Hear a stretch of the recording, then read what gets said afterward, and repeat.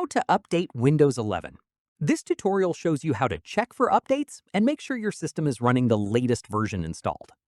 First, click the Start button and open the Settings app. From there, click on Windows Update in the left sidebar. After that, click Check for Updates at the top right of the screen.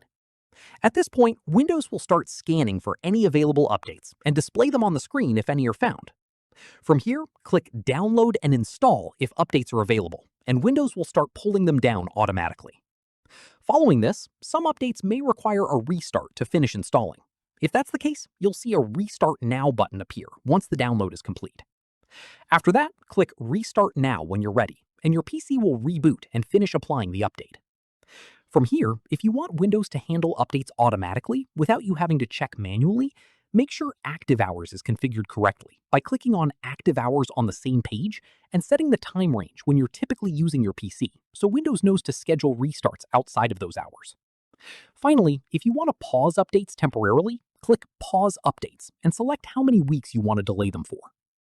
That's how you update Windows 11. If this helped, drop a like, subscribe for more tutorials, and ring the bell so you catch the next one. See you then!